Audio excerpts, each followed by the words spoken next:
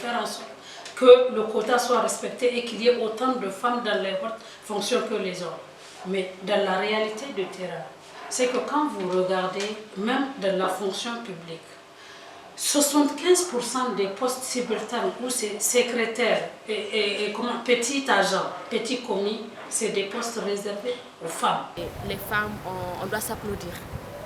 On doit s'applaudir parce qu'il y a aujourd'hui un nombre assez important de femmes députées. Au second tour des législatives, même au premier tour d'ailleurs, on a des femmes députées, on a des femmes conseillères. Donc je dirais que voilà quoi, ce secteur aussi vit sa pleine croissance. Dans beaucoup de combats syndicaux, on voit des femmes. Donc moi je me dis que la femme est devant, mais deux fois c'est quand il faut prendre des décisions, quand il faut faire des nominations, que les femmes sont ramenées en arrière. Mais sinon, les femmes prennent de plus en plus des postes de responsabilité dans les luttes politiques, dans les luttes syndicales. En tout cas, dans beaucoup de choses politiques, on voit la femme. Et c'est des femmes dynamiques, c'est des femmes qui deviennent aujourd'hui incontournables. C'est des femmes qui sont là aux prises de décision. Et c'est des femmes cohérentes, c'est des femmes sereines, c'est des femmes vraiment à apprécier. Donc aujourd'hui, la femme nigérienne n'a plus peur d'être leader politique. La femme nigérienne n'a plus peur d'être leader d'entreprise. En tout cas, sur beaucoup de plans, les femmes nigériennes sont à féliciter parce qu'elles se battent aux côtés des hommes. En termes de participation politique des femmes, je pourrais dire que là, le constat est assez satisfaisant car il y a un changement positif.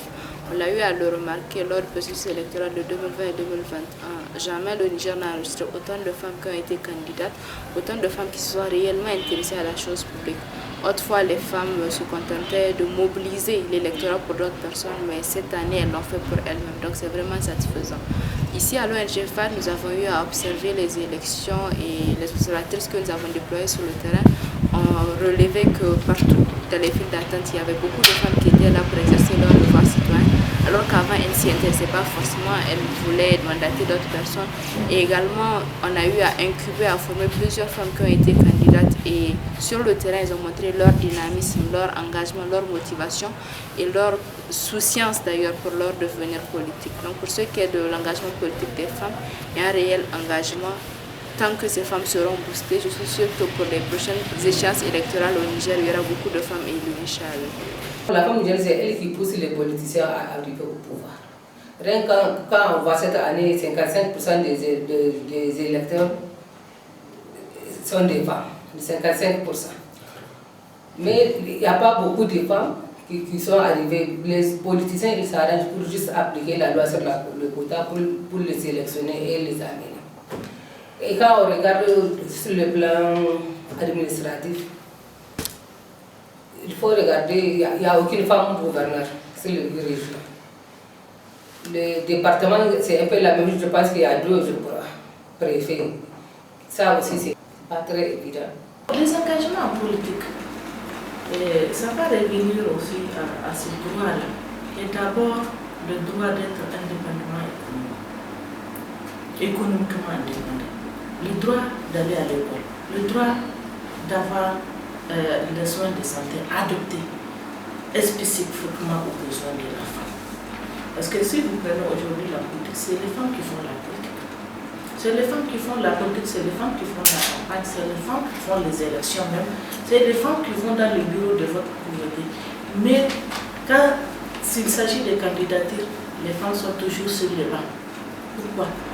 Parce qu'il y a d'abord ce que j'ai dit, l'économie, il y a d'abord les finances. Il faut que la femme soit en mesure de financer sa candidature, soit en mesure de financer la campagne, sa campagne à elle. Mais s'il n'est pas en mesure de déposer des candidatures, vous avez vu cette année par exemple, dans les 41 candidats qui se sont au début présentés, il n'y a aucune femme. Les 31 candidats validés par la Cour constitutionnelle, il n'y a aucune femme. Pourquoi? Moi, je pense toujours que c'est parce que la portion est très gros pour la femme, 25 millions. Il n'y a pas au Niger assez de femmes qui peuvent aujourd'hui mobiliser 25 millions pour déposer pour sa candidature. Et aussi la campagne, parce que la campagne aussi coûte extrêmement cher.